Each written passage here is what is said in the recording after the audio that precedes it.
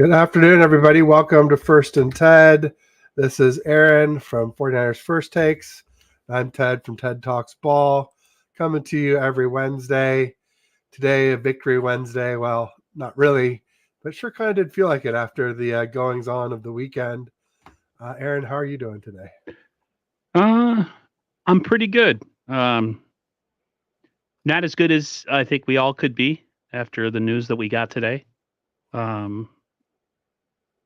I don't know if you want me to share it or. Yeah, feel free, or I can, however you'd like to. So, for all of us who know the 49er community, it's huge, it's vast, it's gigantic, right? And we have a lot of people that, if you're a chatter, you see in the chat all the time, even when I'm a chatter and I'm not streaming. Unfortunately, we just had the Corey Davis news that happened not too long ago of him passing. He was really sick. And we most recently lost our dear friend, a friend of many chats, Laura Catt, which is just beyond comprehension. I never knew her in real life, but she was a sweetheart to me all the time and was always kind to me and said great things to me about my channel and was encouraging and sent nice little messages, always telling me to keep my head up and do good. And I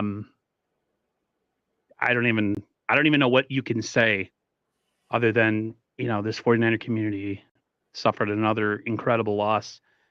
And all I could say to everybody is whatever God you serve or whatever religion or if you don't have a religion, or whatever deity you pray towards, do that for her family.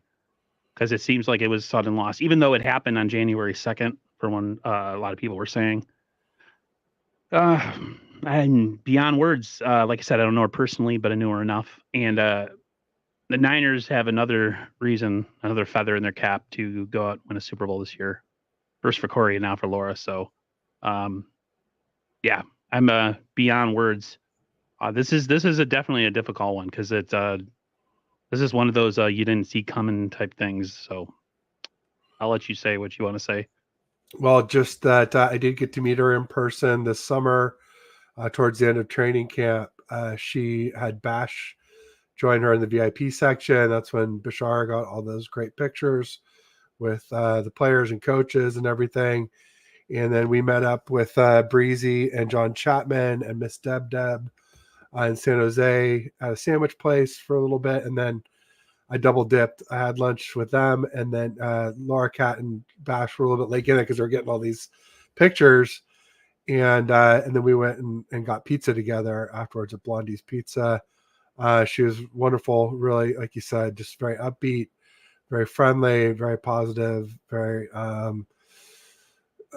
yeah. It's just a huge loss, and really sad today to hear the news. Sad for her family. It's sad for all of us who knew her in one way or another. And I would just like to say that she will live on with all of us in our memories and for those of us who knew and loved her. So here's RIP to Laura Catt and prayers up for her and her family and friends. Yeah, it's I found it out today and I've just been kind of in a little bit of a daze because it's just like, yeah, it just doesn't seem. We're all used to death, most of us, in our families, grandparents, loved ones, people die suddenly, people have disease, whatever. But that still doesn't, no matter how many times it happens, it's still kind of jarring, especially when it's someone as young as her, only 46, and Bashar made a good point. I mean, we were messaging back and forth. It's like fun football doesn't really seem that important. So we're going to talk about football. We're going to try to, keep it light here and do it for the people that are no longer here. But just because we're doing that doesn't mean that we don't respect or care about them or the families or anybody connected with them. We do. They would want us to do it. So we're going to try our best, even under somber circumstances, to talk about the good old red and gold and this really incredibly, in sports quotations, important game, not in the life scheme of things, but in sports, it's an important game. So figure we do that and try to light the mood just a little bit if we can. There we go. Well, let's say hi to everybody in the audience. The chat's popping. Got Jupiter Size topping us off, saying hello to Aaron and Ted. How you doing, Jupiter Size? Great to see you. Raphael here early. What's up? It wouldn't be him if he didn't say like and subscribe with his very next chat. He was saying RIP to Laura Cat. Exactly. So did Bryant down below here. Yeah. We got Jimmy Perez in the house. Says, what's up, Ted and Aaron? What's up, Jimmy? Jess from East Coast Red and Gold in the house, giving us some prayers. Absolutely. Jupiter Size was saying RIP. I think that covers most of it. To get us started, Bryant was saying quest for Corey Davis and Marquette. Niners need to win. Absolutely. And Bryant, looks like we got a Packers fan in the house. My Chan. Go Pack, go. I can hear that chant in my head now. That boom, boom, boom, boom, boom, boom. Go Pack, go. I'm obsessed with stupid things like that. So now I'm going to have that in my head the whole time. So thank you very much, my Chan. Sadly for them, they're going to go pack and go home after Saturday. But wow. I'd said, before the playoffs started that the Rams and Packers were the two teams that worried me the most in the NFC. But a lot of people misconstrued that as me saying that they worried me a lot. And neither one worried me a ton. We can get into that here. People are just saying hi. Also, make sure if you're on my channel, make sure you get over to Aaron's, give him a like and subscribe. Same thing if you're on 49ers First Takes, pop over to TED Talks Ball, give me a like and subscribe. Appreciate it. It's funny that we both ended up having black hats today, or black lids or whatever. I got this one new the other day from New Era. I saw it on my dash. It's a pinstripe black hat. So, yeah. I'm a hat connoisseur. I like it. It's kind of tight, nice though. Looking. Yeah, it's kind of tight. My hair is this one is right now. This one is too. I don't have much slack in the Velcro and back. Yeah. It's in the house. Oh, me and you definitely have good sized melons. So yeah, no doubt. I actually have a new one on the way. I saw I saw one that I couldn't pass up. It says it's kind of like my one that says Niner Faithful. It's black, and it says the Purdy Niners. I might say Brock above. I might say Brock Purdy Niners, but mostly it says Purdy and then number 9 ERS. So nice. That should be arriving soon. Maybe for next week, assuming that we're still in this thing. Well, we're still going to talk a little bit after. I plan on taking a sabbatical from YouTube, but hopefully that's not for a little bit. So not till February, baby. Not till February. Yeah. Got Andrew Martinez in the house giving us some prayers. Thank you, Andrew. My Chan was waving. He says we have a good offense and we'll score points. D is a little suspect. Yeah, that's sort of the way I feel. I feel like the Packers offense is really good. Jordan Love's really good. They've got good young receivers. They got Aaron Jones back. He's one of the better dual threat running backs in the league after Christian McCaffrey, our running back. But defense, what I've been telling people that like say, oh, well, we beat the Cowboys. I'm like, well, we're not the Cowboys. And Levi's isn't Jerry's world. And we have a run defense and we have an elite run game as well, too. So there's some things that separate us from the Cowboys. We also play very physical, and the Cowboys play much more of a finesse style. Which is weird because they're an NFC East team. Yeah. And that was supposed to be, if you're in the NFC East, Cowboys, Giants, Commanders, or I'm missing a team there. You're supposed to be this physical brand of football, and it couldn't be further from the truth. Cowboys are not a physical team. Anytime somebody punches them in the mouth, as far as like running the ball in them, you don't hear anything from guys like Parsons. It's amazing.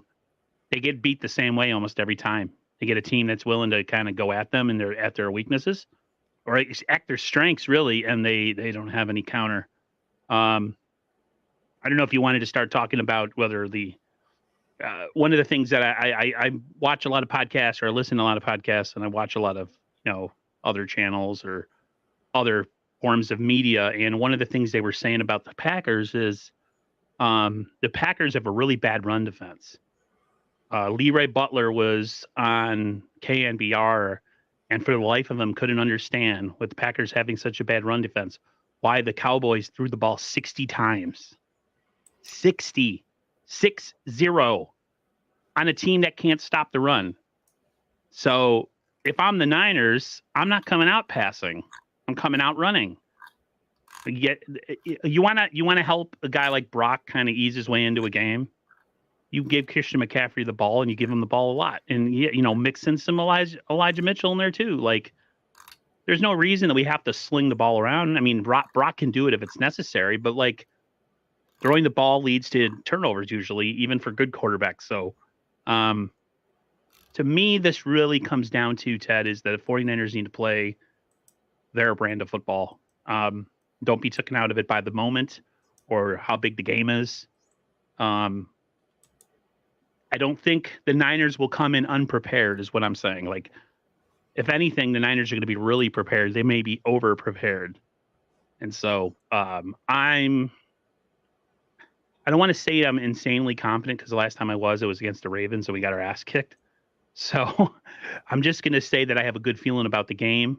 I do think it will be competitive. I do think it would be close early on, but I think the Niners will find a way to kind of separate themselves. If they want to be known as the best team in the NFL, they have to. This is a 7th seed. We're the 1 seed. We got to show our dominance. Yeah, Cowboys now have the dubious distinction of being the first team to lose to a 7 seed in the new expanded format in the NFL. We don't want to be the second team to do it. That's for sure. Right. Especially since we've never lost a playoff game at Levi's. I posted that today, and all these people go, "Oh, that's not true. What about the Giants?" I'm like, "That was Candlestick."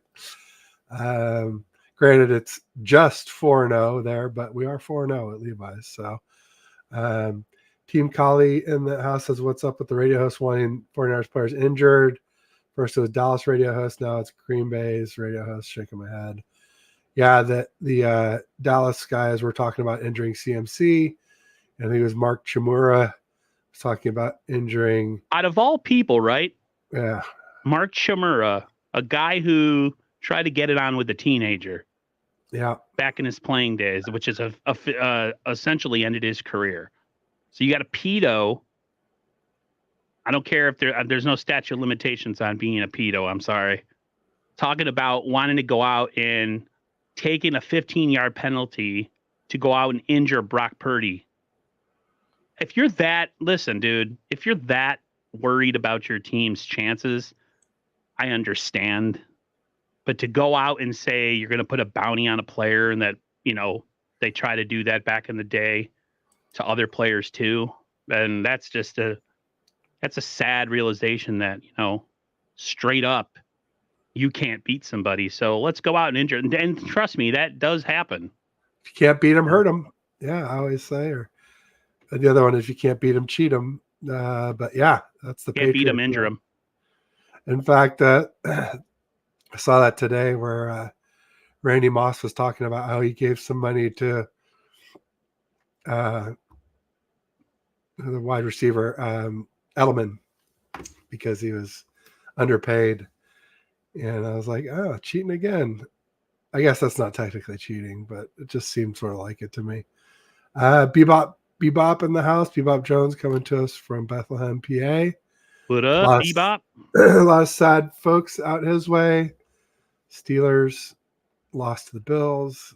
The Eagles obviously lost to the Bucks. I gave the Steelers a lot of credit. They had a tough season. Yeah. Their quarterback, they have a quarterback situation that they got to figure out. Yeah, Kenny Smallhands Pickett may not be the answer. Mason I don't think Rudolph he is. played better. Mason Rudolph looks like if you look at him kind of slanted, he looks a little bit like Freddie Mercury with the helmet on. Like every time they showed him, I was like thinking like another one bites dust. There you go. Another one bites dust. That's what I was thinking. It was just going through my head. Love me some Queen, one of the greatest rock bands of all time for sure. Kenny 49er Colt says, who are our top 10 offensive players? Everybody but Burford? Yeah, everybody but Spencer Burford. I think you meant if we can do like 10 like, you know, I think you meant across the NFL. Yeah, I would rather have Feliciano in at right guard. Yeah, me too. So then it would be everybody but McKivitz. Yeah. You know, I'll take McKivitz over Burford because Burford's like a walking holding penalty. Yeah. Or every time he's in there, he can't help himself. I don't know if he's he ate paint chips when he was a kid or, I don't know what's going on, but yeah, dude, like how can you always be dependent on to make a penalty every game? It's pretty sad. Bebop was saying Bethlehem, PA, where the Golden Gate Steel was made. Steel country out there in Western. That's the hotbed of quarterbacks. Western Pennsylvania. Yep. That was the hotbed of all the great quarterbacks. Marino, Montana, Kelly. It was. Not anymore. Yeah, I know. Did you see that graphic that came out last week where they were talking about all the top QBs now, and like 4 were from California and 4 were from Texas, and there are a few others from here, there, and yon, but none from Pennsylvania. I guess it was playoff quarterbacks. Wasn't there a football movie based on that? All the Right Moves with Tom Cruise and Leah Thompson, where he was from the Steel City. I might have missed that one. It was from the early 80s. A little bit of R-rated material in that film too. Oh, you can see somebody's Johnson. But hey now. So there is a movie. It's Tom Cruise, Leah Thompson, who played Marty's mom in Back to the Future, and then the guy who played Coach in the show Coach was the high school coach in that film. And it kind of pretty much shows a small town kid kind of like fight to get on a team. Then he's on the team, and then he gets kicked off the team for some BS that he wasn't involved in. And then he gets back on the team. And then at the end of the movie, him and the coach, who were at odds during the whole movie, end up going to the same college, I think, to be with each other again, like team up again or something. I forget. But yeah, it was an old school movie. There you go. Mark Graves says because the Cowboys got down big early is why they passed so much. There's some truth to that. There's also some truth to, I think Pollard regressed this year. He obviously had that ankle injury last year against us. And he wasn't as good this year. And they had these other guys, Dowdle and some little teeny Deuce Vaughn or something like that, some little teeny tiny guy. But I don't think there's anybody capable of carrying the load for them, even if they did have a lead. They could be a really effective run team. They have a great O-line, though, so that's half the battle. I thought Greg T. Nelson was the name of the actor. Oh, there you go. And somebody else agreed it was a great movie. It was a great watch. Yeah, it's pretty good. Leah Thompson was also in, was it called Some Kind of Wonderful or something like that? She was in the movie Some Kind of Wonderful with Eric Stoltz. Yes. He was the drummer. The other girl was the drummer with the short blonde hair. The blonde hair. The one who loved him and he loved Amanda Jones. Yeah, that girl loved him. He loved the girl from high school. And then at the end, the fancy, high maintenance. Yeah, and then Sochi right side of the tracks gal. Yeah, and they were Eric from Stoltz. More of the hood. For anybody who doesn't know who Eric Stoltz is, Eric Stoltz was, he was supposed he ended up Okay, so Michael J. Fox originally couldn't get into Back to the Future because he was doing Family Ties at the time. So they they chose Eric Stoltz as to be Marty, and then they ended up like having to redo most of the movie because it just wasn't working. So he, in an alternate universe, he was Marty McFly. One of these Interesting. days, they got to put out a documentary where they show his part of the movie. I would love to see it. Yeah, no But doubt about it. here we Tommy, talk about football since people are here to talk about football, and we're talking about Back to the Future and all this other 80s stuff. movies, All John right. Hughes films. Tommy Huxton asks, says, I miss you, Laura. She was a sweetheart. Thanks, Tommy. Thanks for being here. Frank Tom Ocean in the house at TNA. Long time since I caught you both. Well, we're glad you're back. Welcome back, Bebop. A little heartbreak. Yeah, we're all definitely dealing with this in our different ways today, for sure. It's a little bit, well, I would say bittersweet. It's just mostly bitter. Heartbreak for a family taken away too young. Absolutely. Tommy's 46, I guess. Thanks for coming through, by the way, Tommy. Everybody here is the same sentiment. Yeah, it's not something that anybody expected to hear, for sure. No doubt about it. The winner of this game goes to the Super I don't know Bowl. if you'd agree with this, Ted, but I feel like the underbelly of the Niners content creator community, and I'm talking about not the top channels. I'm not talking about all the big guys. I feel like us normal channels that don't have some connection to television or radio or, whatever, former athlete, we get kind of close to like our stream people that are internet all the time, who spend all their time free in a lot of people's chats. And I think one of the reasons why things hit a lot of people hard is because they're in the chat all the time, and you get to know people and you get to talk to people, and then sometimes maybe you meet them in real life. Whereas if you go to certain other channels, they only put up top chats. If you pay money, they'll put your comment up on screen. It's a business. It's just like boom, boom, boom. Whereas the other channels, you don't have that kind of option, so you kind of get to talk to everybody. And I think that's one of the reasons it hits kind of hard. Yeah, I mean, we're much more interactive with our audience, and so we get to know people a lot better, even if we haven't met in real life. Right. It's just it feels like we have, and sometimes people hop on with us. Corey always joined my channel and was like, hey, Aaron, what's up? All the time since Jump. He was one of the people from Jump, just like Brian Colt, Dave McNiner.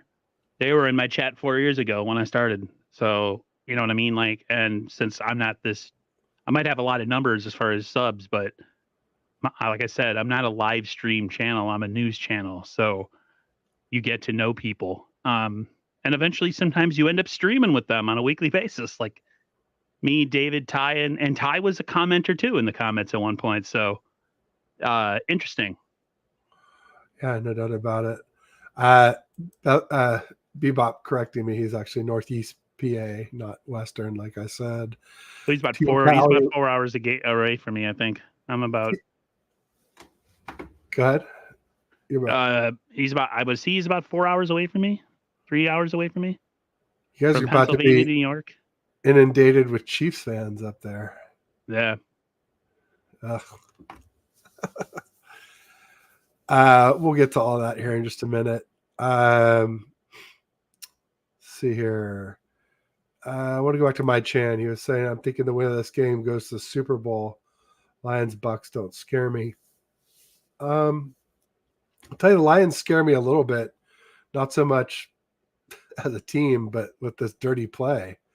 They've taken out 2 tight ends ACLs in the last handful of games with Hawkinson and now Higbee. And I posted up during the game that I thought they were headhunting. They went after Puka helmet to helmet, Kyron helmet to helmet, Stafford helmet to helmet. They took out Higbee's ACL. And then on the last play, not the last, but one of the last plays of the game where Puka was held, they went for his head on that play too. And I'm just like, I hate seeing that. I hate people trying to injure players. I don't like the Green Bay media talking about it. I like it even less seeing Lions players actually doing it. And But no, I could see the winner of this game going to the Super Bowl for sure. I mean, I think we will if we win, and I think we will win. I think personally, Niner fans, a lot of us need to stop talking as if something's a sure thing.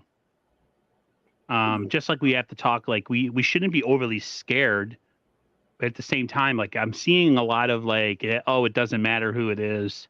It's regardless, we're gonna go there. It's like you still got to play these games, man. Like it's just nothing's matter of fact. You're one big injury away from, as we saw in the championship game last year.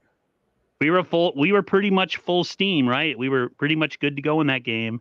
Yeah. And then Brock Purdy gets his elbow blown out by a hit to the arm, and we're done. We're done. So let's relax. Depending on what side of the conversation you're on, if you're on the, we're not good enough to beat the Giant or the Packers, I would chill out on that and don't come into this with this cocky attitude, because I don't think the players are. I think this team is very much they stand on business, as they like to say.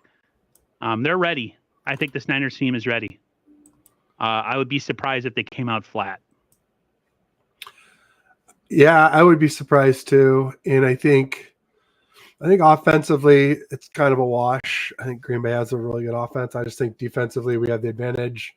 As you mentioned, the Packers' run defense is a little suspect. Also, Akash and our Marathon posted up that the Packers' defense is 27 DVOA defending the middle of the field. Yep, they have a really hard time defending the middle of the field. So, like, that's where the Niners like to throw the ball anyways, right?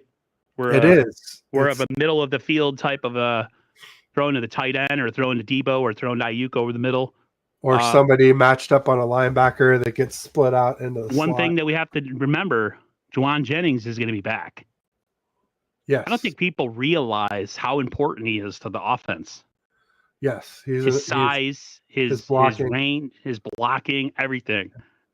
I'm glad he's back. People are like, well, Ray isn't that good. Ray's a lot better than anybody else we've had back there all season. Did you see that picture that was posted? It's Debo, Ayuk, Juwan Jennings, and a couple other people, and Purdy, and they're all like kind of doing like a, like what up kind of pose. I thought it was sweet. That is nice. Yeah, I'm pretty sure I saw it. Yeah. I don't know that I saved it, but yeah, no. It's interesting. And Tommy's asking if Oh yeah. I think you should always be a little nervous. I'm always nervous for football games. Everybody knows how negative I am. Well, I mean, I think there's a few things, Armstead's foot, Moody's foot, Dre's Achilles. Those are all clear things to keep an eye on. But overall, I'm pretty confident. I feel like we should be able to run the ball. I feel like we said, we should be able to throw it over the middle. Kyle's great at getting linebackers exposed on skill players out in the slot and then running over the middle and taking advantage of them. So I could see us doing quite a bit of that. One thing I will say, and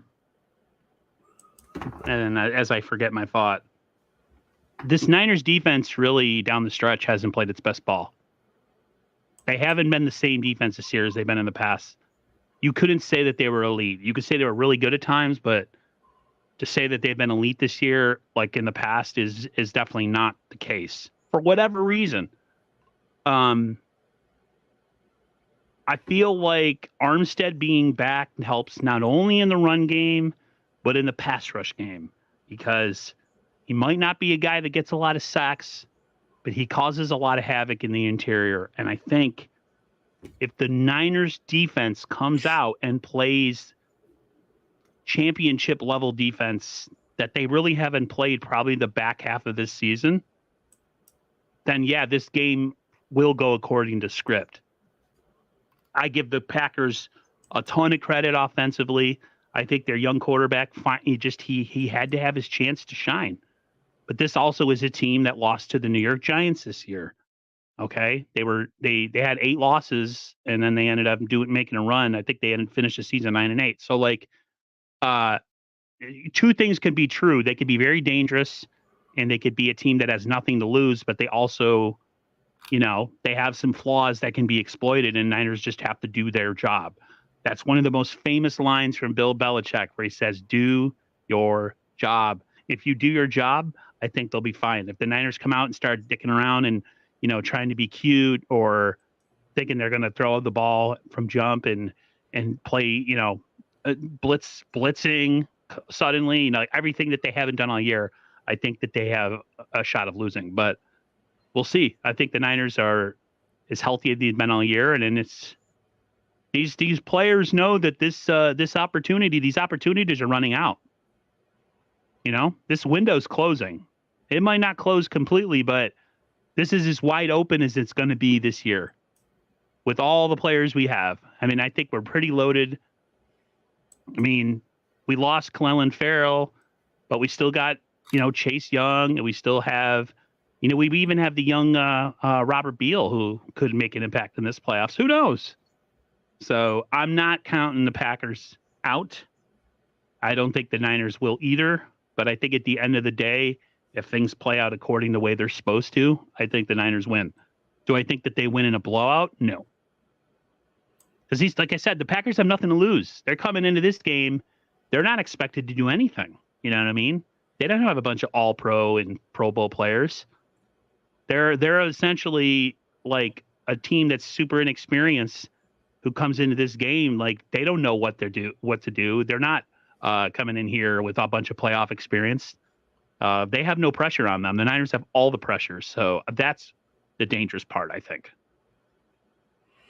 There you go. Yeah, no doubt. They're playing with house money. If we win, we were supposed to win. If they win, it's one of the larger chokes. That would be the huge choke. It would probably be the choke of the year. Yeah. I mean, it's tough to say because Packers O is so hot, but and if their D can just step up, then and another thing to keep an eye on is the weather. There have been forecasts for rain, but the last day and a half, it's cleared up, at least on my phone. If you were listening to Murph and Marcus this morning on KNBR, there was a whole segment on the show where they were talking about, depending on who you are, everybody's weather forecast was different. Sometimes on the same app, and it didn't make any sense. There was one that would say I think it was in the morning yesterday. It was rain, and like by the afternoon yesterday, it had switched. There's a 50-50 one. There's one that says it's completely going to be, rain free. Yeah, so that's interesting. I don't know. What's the weather like in California this time of year? Because it's been really cold up here. I mean, cold is like 50s here. And we had a little rain last night, a little rain Friday. It looks like there's some Sunday, but as of right now, Saturday is. Yeah, but it always worries you when you got rain on both sides that, the Friday might slip into Saturday or the Sunday might bump up to Saturday or whatever. But it's 17 degrees out right now. No, we don't have that. That's up at Tahoe. We would have that here, and even then, it would be like more like at night than during the daytime. During the daytime, it's like 30 to 40 degrees during the day most of the time in the winter here, unless it's a storm. I have a uncle and aunt who live in Mission Viejo, California, and I always see snow in their pictures a lot of times. So is Mission Viejo north? Mission Viejo is Southern California. It's Southern Cal and it's colder? Yeah. Well, any day it can be chillier. But yeah, Mission Viejo, it's like, I don't know. I think it's like part of LA or San Diego at the farthest. But here, let me look it up real quick. It won't say your name, but we have somebody from Laguna Beach is part of Orange County. We have somebody from Twitter here saying Robert Beal has looked great when he's played. D Winters has also looked good too. Excited for those two. Hey, if you're on Twitter, man, come over to YouTube. Come over to the YouTube channel. Because I have to just call you Twitter guy because it doesn't say your name. Yeah, it doesn't say your name. But if you don't have a YouTube account, I get it. That's also okay. If you don't have a But YouTube make one. Make one. account. Yeah, and watch both channels. My chin minus 30 degrees Fahrenheit here with wind chill overnight. Like, wow, that's chilly, no doubt. Kind of like what we saw for the Kansas City Chiefs and Miami Dolphins, the Tua Tagovailoas. Yeah, I thought that was pretty funny that they showed the booth with Taylor Swift and all those people, and it was like iced over on the outside, and I was like, damn. I was thinking to myself, like, damn, it couldn't have frozen it just a little bit more, so we didn't have to see her face on screen. But you could see her; it's like she was peeking through the ice. I think that must have been early in the game, because later in the game they showed her like. Oh, they were doing all this dance and stuff. Yeah. People, I want people to realize these Kansas City Chiefs are not a team to be slept on, man. Not with that defense. Not with that, and Patrick Mahomes. Yeah. And I guess Rashee Rice has started to emerge, as a complement to Travis Kelce. So, which is what they kind of need, right? They need at least someone to take some of the load off of. There you go. So they'll head right over. There you go. Colin Man. Mr. I don't have a name guy. I don't know. It really just says ... next to your name. Yeah, colon. There you go. Yeah, absolutely. Yep, totally, Kim. Niners had to play clean football. No turnovers, and limit penalties. Oh, here we go. That's quick. Well, welcome. What up, Twitter guy? Niners fan, what's up? Thank you for coming through. Appreciate it. Usually when we say that, people don't come over. They're usually like, no, I'm not. I'm good. Like the Instagram people, I always put in capital letters, join us on YouTube. Nobody joins us on YouTube. I know. I even say, like, copy and paste this link into your web browser. Like, spell it out. Because my niece was like, I don't understand what I'm supposed to do with this. And, like, she's web savvy. So I was like, oh, man. If the younger generation can't figure it out, then there's no chance. Kim said it best. Like Niners have to play clean football. Yeah. Brock, not that I'm worried about Brock, but Brock can throw some interceptions at times. So like I said, the Niners need to. Kyle Shanahan just has to. I feel like when you're in a playoff tournament, you have to do the things that got you there. You do not reinvent the wheel. You do the things that got you there. What does the Niners do best? Run the football with Christian McCaffrey. And we have an advantage in every team we play because we have Christian McCaffrey as running back. I don't think people realize how much of a cheat code this man actually is. Pass game, run game, he does it all. The Niners have so many interchangeable guys. Debo being healthy, a lot of people, were like, oh, when Brock didn't have Debo. Yeah, because Debo's freaking an amazing player. Well, it wasn't just Debo. It was also Trent Williams, and CMC was dinged up. Yeah. And then some guy posted on my timeline, he's like, no team that's ever lost to Kirk Cousins has ever won the Super Bowl that season. And I'm like, here we go, pulling stuff out of our ass. Well, by the way, Purdy was concussed when he threw those 2 interceptions. So I don't think that's really a fair judge. Yeah, he got his head bonked right off the turf. Not to mention, like we said, Debo and Trent Williams were both out, and CMC was playing hurt. Not exactly our best effort in that game. Moody missed a field goal too. So yeah, Niners fan. I changed my name because I was at war in the Packers video. I have my real name on there. I didn't want people knowing it was me. Don't worry, homie. Like, you're safe here. Your secret's safe with us. You're like Lois Lane and Superman. Your secret's safe with me. So hopefully Purdy doesn't throw a pick. I honestly don't expect the 2 Packers. I think have not won a game in which Love throws 1 pick. So, obviously this weekend went about as well as it could for us. Yeah. Cowboys lost. Eagles lost. Rams lost. It's funny you say that because I said to myself, yes, the Eagles are playing really, really bad, but they still have a really talented team. That's what I told myself. I didn't realize how broken they are, though, mentally. Yeah. They look like they just didn't want. They were in off-season mode in that game against the Bucs.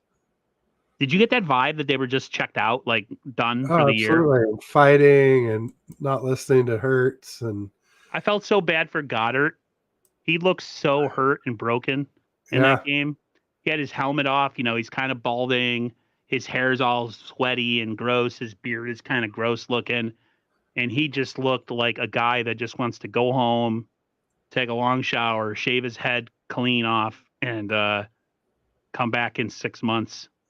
Ah, Jupiter, why do you do this to me? She said she just ordered Papa John's. I pizza, don't have it pizza. up here. I missed the garlic sauce. Ah, That's kind of like my kryptonite. But in it, instead of it being a kryptonite as a weakness that like hurts me, it's like it makes me feel way better. So no doubt. Yeah, McNiner, we talked about that a little earlier in the show. I mean, I think it's just going to fire the 49ers up, yeah, just put that like on the it did bulletin against the board that they want to Cowboys. hurt your quarterback. Yeah, just like last year against the Cowboys. I think we're the more physical team. So don't poke the bear, would be what I would say. But they did. They poked it. And there's this Ike Packers guy who's just posting the most ridiculous stuff. Is he And there's related to just Ike Turner? so much bulletin board material, just like so many juicy receipts. I can't wait to serve them up after the game. Just saying ridiculous things like, oh, well, if you make Purdy throw deep, he'll throw interceptions. It's like he led the league in deep ball completion percentage. He led the, air yards. I mean, it's like they're not even, they're just going off these narratives and not watching any film, not really paying attention to what's really happening in these games. So, Speaking of people who don't watch football, yeah. I saw a really stupid comment the other day. Bashar showed it to me. So during the Cowboys game, Skip Bayless tweeted, put in Trey Lance, right? And you have 49er fans talking about his time is about to come. And now he's going to become this great star in Dallas. Like they're still talking about Trey Lance somehow becoming the savior of the Cowboys and that his time is coming. Like, come on, people, let it go. Dude is a third string quarterback. I don't see him personally being a starting quarterback in this league. And that's just my opinion. I'm not saying that it's gospel, but like, why are 49er fans talking about this still? What is your obsession? Is there an ulterior motive why you just every time Brock has a bad game, you're like, "Well, see, that's why we should have kept Trey Lance. He wouldn't have thrown 4 picks in a game." Really? Not me. As soon as he became a Cowboy, I stopped rooting for him. I hope we never see him turn great, because then I'll just be wishing we kept him instead of Darnold. But I told Bashar not to send me those picks because they get me in a bad mood. yeah, so I far was it's been pissed. working well though. So I got to say, all my fire and brimstone before the season started. Knock No, on I mean wood. you had your reasons to be kind of upset with the franchise. They drafted, they went in and they gave up a bunch of stuff and they traded away future picks to go and draft a quarterback who had all the requisite stuff that everybody's looking for. Yeah, Look, but I it took it failed. too far with our fans. I alienated a lot of people over it, and that was a mistake. Yeah, but you have massive engagement on Twitter. For a minute, and then I was just like, I can't handle these people anymore. Yeah, because then you essentially stirred the Well, hornet's nest up. well, then people are talking about Trey Lance every time I say something nice about Brock Purdy, and it's just like I said all offseason, you can like both. I do like both. You don't have to hate one to like the other. I just didn't think Purdy could ever do what he did this season, which is become a highly proficient deep ball thrower. And he also he had some long runs too. Remember I said before, like I didn't think he had a run past 10 yards last year. That's the thing. I think a lot of people He realize improved in both. when we watch Trey Lance running, I actually feel like Brock's a better scrambler, not a better athlete, not a better, if you get a head of steam guy, but just knowing where to move and go and when to run, when not to run. And he's like this small little guy that has no real elite athletic traits. And Trey Lance always seemed like he was thinking too much. You know what I mean? Like something was going on up here where he just didn't play loose, whether it was throwing the ball and or scrambling. Like me and Bashar were talking about this. Like Brock is sneaky good scrambling. Yeah. As a quarterback, he's sneaky good. He has a little bit of that Joe Montana in him. Like they're not this athletic guy, but yet they're able to get away from the rush, throw off a different platform. You know, it's interesting. And Team Cali said some of our fan base is still mad Darnold beat him out for Q2. Yeah, I mean, I'm not a big Darnold guy. I'm not a Not one Darnold bit. guy. I don't think he's good at all. No. But I don't think Trey Lance was better. I mean, he might have had a better camp as far as big time shot plays and making like, you know, big time throws, but that's practice. Then there's games. Yeah. So Yeah. He's robotic, Lance is. Here's the thing. I'll be fine as long as we don't need Darnold, or if we do need him and he actually comes through, I'll be fine. But if we ever need him and he falls on his face, there's gonna be a lot of really angry people then for sure. But you know, we'll see. Niners fan was saying, honestly, I think Ike Packers is just trolling for engagement. Yeah, I think that's probably he has a big podcast, and I think he's kind of doing that. You know, no such thing as bad publicity sort of approach. But it's just funny because I like read through a lot of the replies to some of his idiotic posts, and the Green Bay Packer fans like, come on, dude, you know, Purdy's really good, and you know, you can't say these things. You're setting us up. You're giving them bulletin board material. These are going to be quote tweeted, blah, blah, blah. And then somebody said, the Cowboys did the same thing to us last week. And it's like, you think you would learn, like, well, how did that go for the Cowboys after they shit posted the Packers all week? It's just like showing Aaron Love's interceptions and saying, this is what happens when you pressure Jordan Love, not Aaron Love. I've mixed them up there. It's okay. I'm seeing something interesting on the timeline too from Packers fans. It seems like they think Jordan Love is better than Aaron Rodgers. They're because they're like, oh, you were 4-0 against Aaron, but he's gone. Now we have Jordan Love. And I mean, I know but he obviously was great. He's just someone we're not experienced of playing yet. And then, you know, the Niners have their issues with scrambling, moving quarterbacks that are athletic. Yeah, he is athletic. He's sort of everything we wanted Trey Lance to be. So, yeah, you know who is everything we wanted Trey Lance to be is freaking Stroud. Stroud, yeah. Stroud is. I don't know if Stroud's going to get out of the AFC this year, and you know, but that Texans team, my brother is a Dolphins fan. He's like, damn, dude, we just can't win with trying to find an elite quarterback because my brother doesn't really believe that Tua's the guy. And, you know, Dolphins have a really good team, but they just don't have a where it counts kind of a quarterback. You know, and they have some guys on the team that they need to get rid of because they're always injured, like, you know, the Armstead, the tackle, and, you know, the cornerback and whatever. And he's just like, damn. Once again, he goes, we miss out. And, like, I think he's going to be a future star, Stroud. Oh, I think he already is. I think he and Love are both legit QBs. Love has just taken a long time. Yeah. And I don't think he's reached his ceiling. I still think he has a lot to learn. I mean, he's not till he has more elite weapons around him. Unless these guys are just really super underrated. I have a feeling there's a lot of room for growth with Jordan Love too. Yeah.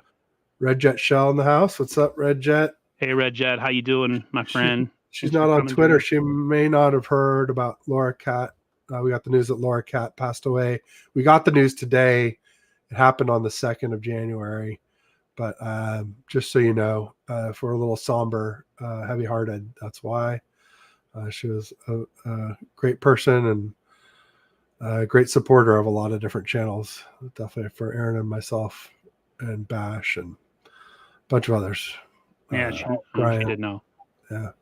Thank you for coming through. Yeah, it's her and Red Jet and Laura were two two of the biggest supporters of my channel, always coming through and always having awesome things to say.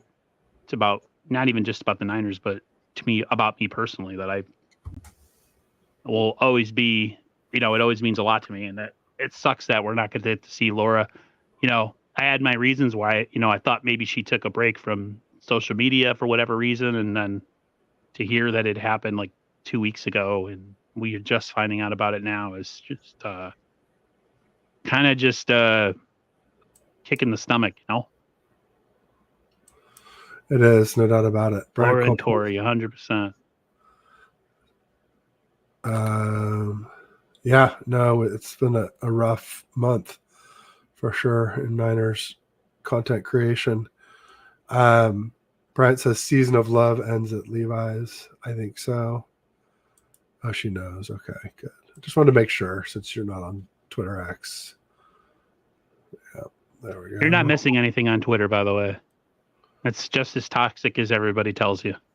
If I didn't have a YouTube channel, I would have bounced.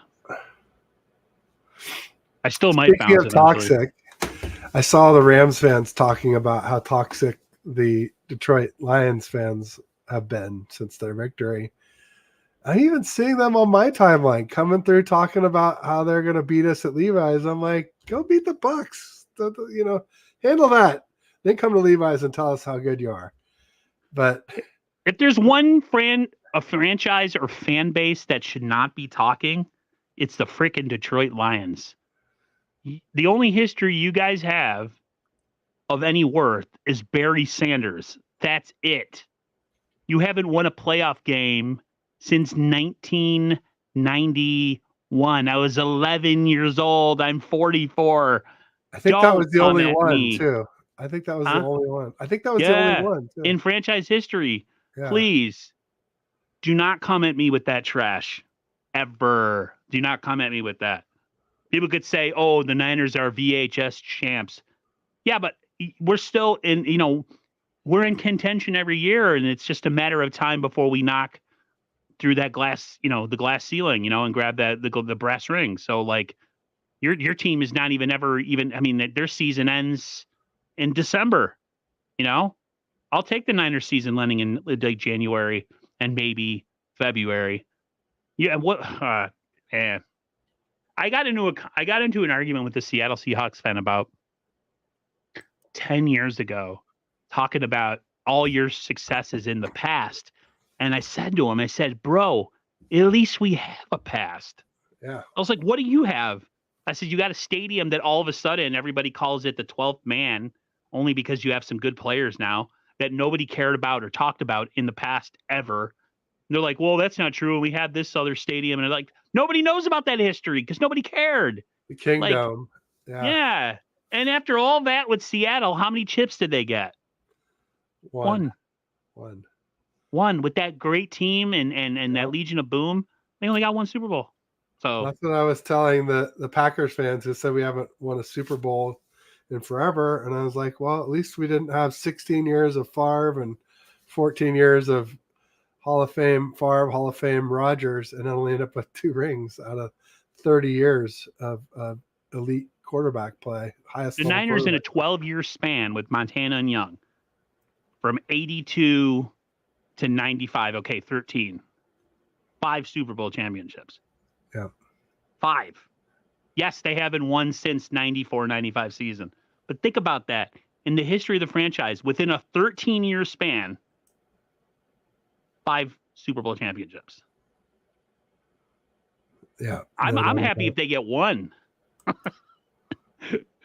Just give me 1 before I turn 50, because I know once I get to a certain age, I'm going to be so broken up with all my freaking injuries and stuff that I won't know what's going on. I'll probably be taking the painkillers all the time. So give me a championship, people. There you go. Bryant, give me a little smile. I like Twitter, but I like kickers. So yes, you do. It's a good one, Bryant. I hope that kicker doesn't ever need to kick a game-winning field goal. They were playing the Robbie Gould kick against the Packers on KNBR.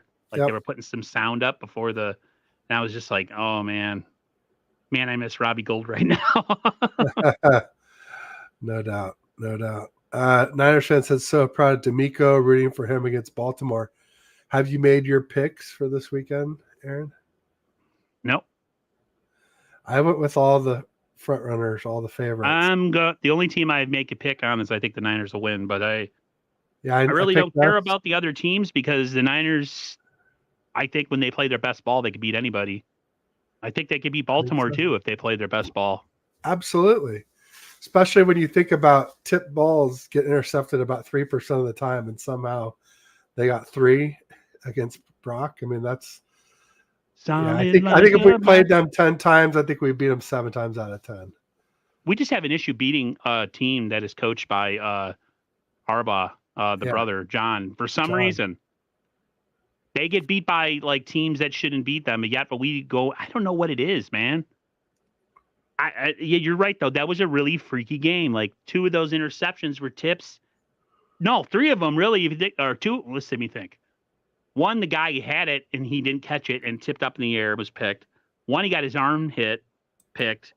And then the one where the screen, like, when does that ever happen where a guy jumps up and picks off the screen tipped up in the air? Like, those are just, they don't happen very much. Well, that Ike Packers guy posted up one of them, the one that was intended for Kittle. And I'm like, yeah, just ignore the fact that was a DPI where the guy came right through Kittle's back to deflect the ball that got intercepted. So, I mean, it should have been DPI. So, there's a lot of reasons why, and to be fair, earlier in the season, I was saying that Purdy had 4 interceptable balls and none picked. And it just, the law of averages caught up with us a little bit, but I don't think he got a lot better. I thought last year during some of the games, he had some interceptable balls. A lot of interceptable balls. Yeah, he did. He sure did. Absolutely. Bryant Culp said the Seahawks made the playoffs a bunch in those years. They did, Bryant, but after the 2 Super Bowls, they never made it to the NFC Championship game again without the Legion of Boom and Prime Beast Mode. Russ dragged them to the playoffs, but they could never make a lot of noise in the playoffs again. Even, like I said, the NFC Championship game, let alone getting back to the Super Bowl. Just for all the noise that they make and all the physicality and just all the, the bad blood between them and the 49ers, you would have thought they'd won 4 chips and they won 1. They should have won 2, but instead of running the ball, kind of like us against the Ravens, they decided to throw it in the end zone. And both times, it was no bueno. One was just tipped out of bounds because Kaepernick has this long ass release, and you're going and throwing a jump ball to a guy that wasn't really all that good in Crabtree. And then you have Prime Beast Mode. All you have to do is run it up the gut. Boom. Seattle wins championship. But we throw the ball instead. Never understand that. Crazy. I mean, it's good for us. That means we can still talk trash about them, but Niners fan said he picked the Bucks, the Packers, and Texans to win last weekend. I picked the Bucks. I did not pick I picked the Cowboys. I picked the Browns. I picked the Lions to win last week, and I was right. The Chiefs. I picked the Bills. Basically, I picked the Rams. I picked the Rams because I thought Laporta was going to be out. And then that day, I was on Bryant Culp's channel in his chat. And I said, I should probably fix that pick because the news was Laporta was going to play. And I didn't. And I was stupid. If he's my X factor of why I picked the Rams to win and him playing, I should have picked the Lions. But nonetheless, it's not like I had money on it anyway. So what's the difference? But right. I do like to be right, even if there's no money involved. There's a pride thing and just, that whole thing. So Steve-O's Supremo in the house said only 1 QB left in the playoffs that wasn't a first round pick. Who's that? I don't know. McNiner, perfect. Wild card weekend. I hope you're picking us this weekend, David. For real, I was so surprised Laporta play. I thought he'd torn his ACL. Yeah, I just didn't think he'd be back for the first playoff. I'm a big Laporta fan because I think the Niners should have drafted him. He had a touchdown. I mean, that was arguably the difference in the game. So, and he just, everything else he does besides the scoring. My brother's like, why would you have drafted him? You have Kittle. I was like, because you always got to look to the future, bro. Yeah. You have to look at. Kittle's always hurt. Although I was surprised that he was the first tight end picked in the draft. I thought he would be second or third tight end. from think like the mock drafts I was watching and stuff. a lot of 49er fans, like, especially, they're like, why would you draft? You should the Niners of the 80s were always drafting to replace guys. Yeah. They would get rid of them 2 years early sometimes, and guys would be pissed. That's how you stay winning. Which reminds me, somebody was talking about Belichick, and they were saying, "Oh, he was pioneered the better to let him go a year early than He than didn't. a year late." Like, no, that was Walsh. That was Walsh. Belichick, yeah. But I mean, just ask Jerry, just ask Joe, just ask Ronnie Lott, Roger Craig. Like, we let go of some great players. And Ronnie was still playing pretty well in 91. Yeah, well, they let him go. Jerry played for like another decade, man. Jerry Rice put up 1,000 probably 5 or 6 times after that. So that was pretty crazy. Yep. Getting rid of that, losing after that championship game, and we lost. That was sad. Like that 91 championship game, 1990 season, Montana gets knocked out by Leonard Marshall. That was a pretty depressing era of 49 football because I was never a Steve Young guy. I mean, he won the Super Bowl and I was happy for him, but as a player, as a person, I think Steve Young's an awesome dude. As a player, I was a Montana fan, and I'll always be a Montana fan as a player. I just think he was better than Steve. Steve was more athletic, but Steve took a long time before he became ready to play quarterback. And a lot of people, you have people out there that are straight up Steve Young fans that think Montana was doo-doo cheese, and I'm just like, you're out of your freaking tree. No. So, no, Montana was a winner. Young, was faster and bigger arm, but he was a bigger guy. Not height-wise, but just in muscularity. Montana was kind of a skinny little wimp, but yeah, he was much more athletic. Steve Young was. Got Mariah in the house. Hello, my friend. Thank you for coming through. What's up, Mariah? We got a guy named Dick Cheese in the chat. I don't know about that. He wants a shout out. I got to do it. From Singapore. Nice. Welcome, Dick Cheese. From Singapore, the one, the only Dick Cheese. There you go. There you go. It's a shout out. It's a good one. Wrestling. That's when you don't shower for a while after like a game of basketball. Oh, jeez. Yeah. We're going downhill fast, folks. Yep. Not with that name. Sorry. I had to go there. We did it. You guys open up the window. I'm gonna jump through it. So with the name like Dick Cheese, I mean, come on, man. Yes, it's Portuguese. Oh, Dick Cheese is Portuguese, but like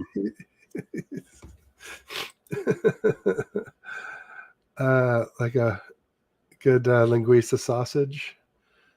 I think is that the reference? I have no idea what you're talking about. You lost me on that one. There's a Portuguese sausage called linguiça. That's really good. Oh, I thought it was called Dick Cheese from the way you made it sound. Hey, I got Bryant fold. He says Ted's a good guy. I like it. It's working. Let me know what I owe you, Bryant.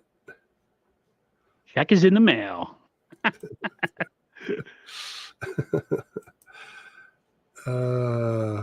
Oh, interesting. Single Dick Cheese, a Packers fan. Did not know that. I don't know. It's the first time I've seen him in the chat. That's all I know. What else is going on? What do you got going on coming up this week? We have the one and only Raj tomorrow, 9:30 Eastern. And Friday, the Niners Coast to Coast crew. Monday, we couldn't make it just because, we just couldn't make it. So we're going to go on Friday. I think it's at the same time, 8:15 p.m. Eastern. It'll be, I think, on Brian Culp's like, did I lose my opportunity as the day? And I was like, no, so it'll be on BC's channel, Brian Culp. Be sure to go to his channel, like, share, comment, subscribe. We'll be on there. So it's Raj tomorrow, Niners Coast to Coast Friday. I got to figure out what's going on with me and Bash, if we're going to even stream this week, or do we stream Sunday? I'm not sure, because as we know, the Niners play Saturday night. We technically could do a stream beforehand. But then the Ravens game is on. Yeah, and also a lot of people will be watching that. Yeah, that's what happened to my. That's what happened to my I voted for Pedro show this week. The Bills and Steelers was on. I didn't want to stream during a playoff game unless I was live casting it. My bad guy Bash was very close with Laura, so I'll respect his wishes if he does not want to stream. Yep. I totally understand that. So there's also that for anybody who knows they knew each other personally in real life. So not going to sit here and hold the stream over his head. I mean, I think it's it's good to do sometimes things to keep your mind off of things. But if you honestly don't feel like doing it, I totally understand. Yeah, gotta have the. Did you know that some Asian culture is a delicacy? I think she means head cheese, not dick cheese. I have no idea. Because head cheese is like this kind of like bologna stuff that has like chunks of whatever. I know what head cheese is. It's just the name. I think that's what she meant. Oh my god! It couldn't be dick cheese as a delicacy. Head cheese. Unless they're always like, hey, yeah. Oh my god, guys! I have nothing to say. I'm a little embarrassed right now. Oh man, geez, no, she meant it. Oh god, that's even worse. Thank you for coming through, Niners fan. Appreciate it, man. He says, "See you later. Thanks for having me in the chat. I subscribe. Have a good night. Thank you very much. Appreciate you coming through, man. Thank you. Sure, she meant the dick cheese. Wow. All right. Young boy. Oh goodness, getting a little R-rated there, my friend. Oops. Just like young boy P. Okay, and then with that being said. Oh man, the sponsors are definitely going to take their ads out of this one. David McNiner says, "I am not into salty snacks. I'm not either. Thank you." Pause. Dude, this is like a Beavis and Butthead episode right now in the world. Oh man! Let's get it back on. All right, let me. I have a Behind Enemy Lines show tomorrow. Okay. I got a guy named Goot, Gute, who is a Green Bay Packers fan content creator. He'll be on with me tomorrow at 3 p.m. Pacific, 6 Eastern. I have my usual Faithful Dog show at 2. I'll see if Mike wants to move that up a little earlier so we can have a little more time so we're not only have 45 minutes or 50 minutes. And poor guy, Browns killed it, made the playoffs, and then got killed by the Texans. Brutal. I'm definitely trying to work on something with the UK faithful, or UK 49er fans. I love their show. It's like so chill. They're 5 hours ahead of us, and it's they do their shows on specific time and days because of them being in the UK. So we have to turn. See, I'm seeing the word turn. We have to find a way to get that happening. But yeah. Gets turned into a jellyfish. Oh, Grassi will raid a bunch of Niner fans at half if anybody's streaming. Yeah, I definitely won't be streaming during the game though. I can't. I'm too mental during games. I get really pissed. You know what happens with me a lot? I tend to sometimes I watch the game on mute because I get so emotional. I don't want to hear the announcer say anything about. I'll tell you who I don't want to hear is freaking Greg Olson. I cannot stand that guy. He hates the Niners, and that's who we got this week. You know who I don't like listening to? Chris Collinsworth. Oh, that too. He hates the Niners too. Yeah, he hates the Niners because they stole 2 championships from him, and he's still mad about it. Yeah, he'll never let that go. DC says Paul Hope is a legend. Absolutely, he's a legend in these YouTube streets. I just think they're really nice guys, to be honest with you. The amount of respect they give me, and I'm nobody. This is all. I'm all about. I know Brian Culp is all about respect too. Like when people give you respect without you having to ask them, and they just are very respectful. Like it's just it's easy to reciprocate. So yeah, those Paul Hope and crew. I'm going to try to do something. Who knows? Maybe if we make it to the Super Bowl, the 2 weeks leading up to, I'll have a stream every day.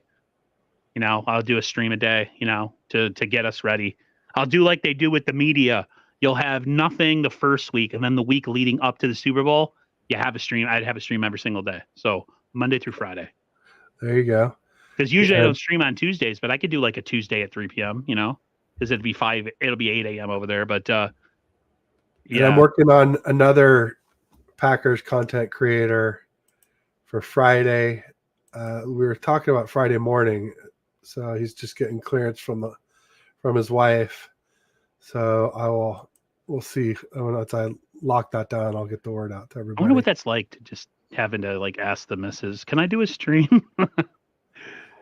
Well, it's interesting. He was saying he's going to Kuwait next week, so I'm guessing he must be in Whoa. like oil and gas or something. Whoa. Would be my guess. Stay I don't safe, know. my I'll man. find out more if we ever get it going. But anything else you want to talk about? Just like I said, I mean, I'm picking all the favored teams: Niners, Ravens, Lions. I'm picking the upset. And the Bills. I'm taking the Bills. I knew you. I'm picking the upset with the Ravens. I think it's going to be C.J. Stroud and the Texans that are going to win in Baltimore. I think Baltimore is about to drop the 1 seed again. Wow. Yep. Wow. Did you see that Mark Andrews is back? Yeah, doesn't matter. They have to play against a young upstart quarterback. Okay. All right. I could be wrong, guys. I'm probably going Remember, to be. that was in the friendly confines of whatever the hell they call the Houston NRG Stadium or whatever. Yeah. Yeah. Well, it's a little different than M&T Bank in the middle of winter in Baltimore. And that defense, that Ravens. Well, I guess the Browns D was good, but they don't travel. They're like a Jekyll and Hyde defense, So they had the best yards allowed, but they weren't that great with like interceptions or scoring. And if you remember when we played the Ravens, we were moving the ball. We were just committing turnovers. Like the Niners were going up. Remember at the beginning of the game, we went right down the field and scored. With Debo. No, or we went right down the field and then we threw the pick. We throw into Kittle and everything. So like, I mean, they're not a bad. The Ravens scare me, to be honest with you. I don't want to play them in the Super Bowl. That's why I'm picking. That's why I'm picking the Texans to win. I see. You're picking with your heart. I'm picking with my heart and not with my head. My head. Your melon. Yeah. Pause. Steve-O, everybody's saying, rest in peace to our friend Laura Cat. I'm having a hard time putting into words that I have to keep remembering that. Like, it's ridiculous that she's gone. It's tragic. Man, I don't usually get emotional with people I don't really know, but I've been more speechless today than anything. It's just a reoccurring thought to like so random, Yeah. Yeah. It's sad that it took us a while to find out, because me and Shar were saying how she had been gone off of social media for a while and we hoped everything was okay, but none of us thought what we got. So there you go. Team Kelly says I have Houston for the win too. There's got to be an upset this week. Somebody has to upset somebody. Not us. I know, that's what I was thinking when I picked all four. Well, if anything, I think the Bucks could upset the Lions. Because Baker's playing well, their defense is playing well. Just Mike Evans not drop so many passes. I mean, God, can you believe all the drops they had against the Eagles? I thought they were. That was insane, and they still won the game with all those drops. He played really well yesterday or the other day. I'm shocked, My Chan. No way. No, he's been super cool. There have been some really delusional freaking Packers fans on the timeline, and My Chan's been pretty chill. I mean, he said he admitted some weaknesses. He expects it to be a good game, or hopes it'll be a good game. I think it could be. I think the Packers could upset us. I'm not gonna say it's impossible, like some people are, or that we'll blow them out. I don't think. No, I mean, I've thought about it. It's ran through my head. I have a hard time I have a hard time. I just have a hard time thinking the Niners are going to come in unprepared and flat. They might come in a little rusty. Maybe it takes a drive or two, but to come in flat where you just are emotionless and are completely unprepared to face your opponent when you've had extra time to prepare, and you have all these veterans that are talking all and saying all the right things about how, this, that, and the other about going into this game, and Kyle saying how everybody is locked in, and like if they go in and lay an egg, it just would I just don't it wouldn't make any sense. The only way Not I could saying, see it, go ahead. is just from my own personal perspective is like, my most hated team is the Seahawks. They didn't make the playoffs. After that, it was the Eagles. They got bounced. Cowboys, they got bounced. I wouldn't say I hate the Rams. I dislike them because they're in our division and their fans are annoying. But it's hard to hate a team that you have so much ownage on. Sort of same thing why Seattle's maybe going to fall out of that number one spot. But they all lost, and that's great. But then at the same time, it's a weird feeling like not having a team left in the NFC that I hate by the divisional round. And so that would be my only fear for the Niners is that they're like, they wanted the Eagles, then they wanted the Cowboys in the NFC Championship game. And now they're just like, Packers, we beat them the last 4 times. This is obviously a different Packers team, different quarterback. And, they're very young and they don't know what, why they should lose, maybe the way those other teams kind of knew what was coming before they showed up. T. Kelly made a good, if you bring up his comment down at the very bottom, he says, I remember early in the season, Green Bay fans gave up all hope, and now suddenly they know for a fact that they will beat the 49ers. Yeah, it's somewhere in between. It's not all good or all bad. It's they're a young team who's dangerous because we don't know anything about them. Well, they have nothing to play for. On this nonsense, they're not expected to win. And this nonsense of the Ravens gave the blueprint. Well, you're not the Ravens, folks. You don't have the Ravens D. You got to have the personnel in order to make that stuff happen. Yeah, and and like, let's not hyper focus all on one game. It's just silly. That's why you play 17 games. Like, if you want to do that, like we could say, like you said, they lost to the Giants, they lost to the Raiders, they lost to the Falcons, they lost to the Broncos. We both lost to the Vikings, but bottom line is they had some stinkers they lost to. So, like, if you want to focus on the Ravens, fine, but the Ravens are Super Bowl favorites. It's not a choke to lose to. I mean, we did kind of choke against them because of all the bad luck, but it was more bad luck than anything. And like I said, I mean, I like our odds against any team if we're healthy, including the Ravens. But like you said, I'd rather. I mean, shoot, can you imagine if it was the Texans against us in the Super Bowl? That'd be pretty crazy. That would be an interesting matchup. D'Amico against Kyle. Yeah. Coach of the year. D'Amico definitely deserves it. The stud quarterback with all the prerequisite tools versus the guy that nobody wanted. That would be a great storyline. It would be like David and Goliath twice. It would be the great Niner team versus the upstart Texans team, and then you'd have this amazing physical specimen quarterback in Stroud, who is the living embodiment of what we thought Trey Lance was going to be, versus a guy that everybody thinks looks like a guy that works at like a hotel bellboy. You know what I mean? Like, nobody thinks he's anything. So I think that would be an interesting. At the end of the day, I mean, if the Niners lose, then it's a giant shock. If they win, it's not a surprise. You know what I mean? So the Niners are expected to take care of business. Do I think the game will be close? I think it will be. I don't think the Niners boat race these guys, but then I say that and they do, or I get too arrogant about it and then they end up losing. So I think this will be a close game. I think the Niners win by 10, maybe 12 points. The Smitty does not. The Smitty thinks we're going to boat race them. I don't believe so. I don't know, man. The playoffs are different, man. Playoffs They're are so much pressure. they're playing good ball. The Packers are for They're sure. playing incredible ball. That's why I don't feel like it would be like one of the biggest chokes of all time. Yeah, the 7 seed part versus the 1 seed, I get, but if you look at their last 10 games, Brock Purdy has like a 113 passer rating, and Jordan Love has a 111.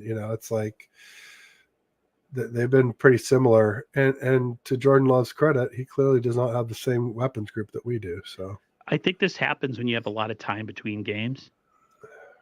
As you start to overanalyze everything, and you start to overthink, and you start to panic, and you start to think that, maybe we're not all that good and we have all these flaws. And then the game happens and things go according to script. And you're like, oh, okay, that's right. I'm super confident again. Like it seems to happen. Like it happens with me because I'm a negative Nancy when it comes to the Niners. I'm always like, oh, I don't know. And maybe this guy's going to play good and we won't be able to cover him. And I don't know, maybe Brock's going to have a bad game. And then like all the positive happens. And I'm just like, why am I? And then I get confident again. And it's a cycle. So I think the Niners are going to win.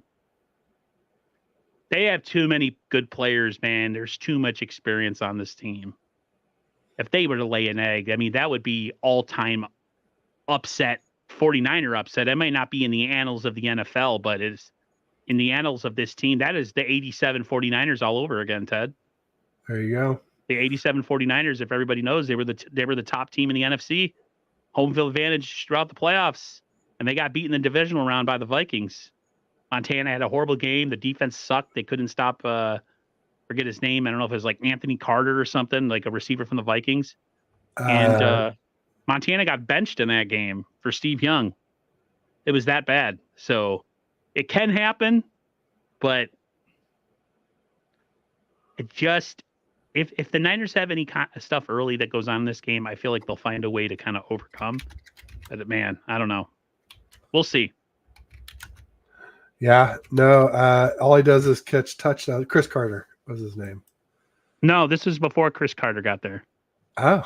This was the 87 season. I don't think he was still... Chris Carter was drafted by the Eagles. Oh. Yeah, I forgot that part. Yeah. My chance says I'm not sure there's a more balanced team in the NFL than the Niners. Right. Especially now that we have Armstead back and Dre Greenlaw looks like he's back. It's going to be tough to beat us for sure. But any given Sunday, and hopefully the bulletin board material gets us fired up so we don't come out with a slow start. Come out, and because as we know, we are a front running team. We need to establish the lead early. And if it is a close game, maybe it's because they're catching up towards the end rather than back and forth. Yeah, the Niners are definitely, people are like, what does that mean? They're front runners. The Niners are good. The Niners are the most dangerous when they get a quick lead and they get up early and their defense is able to sick the quarterback, get some sacks, get some pressure, cause a turnover here. And all of a sudden the Niners are up, 24-0, 31-3 in like at half or something. You know what I mean? So the Niners do have issues sometimes coming from behind. The way that offense is built, it's just like Miami. My brother and me were talking about that. The way that these offenses work with all the gimmicky stuff and all the motions, all the smoke screen stuff. Sometimes you just need to freaking take a snap from center and go back and throw the ball without any of this other window dressing stuff. And I think that's the 49ers and teams that run that similar offense is Achilles heel. The Texans. Yeah. You got to have those offenses have a hard time when they just have to play drop back and throw the ball football. So, but I'm having my nose itch like crazy right now. It might be a good sign to get out of here. All right, let's do it. Thanks everybody who came out today. I really appreciate it. Yeah. Thanks, Aaron, for being my weekly everybody all the support for Laura Cat. We're definitely all thinking about her. R.I.P. to Laura Cat. Or for her and Corey, man, this is the year. We got to do it, man. No doubt. If there was ever a year to win a Super Bowl, it's this year. So everybody, thanks for coming through and being supportive. We'll see you next week, win or loss.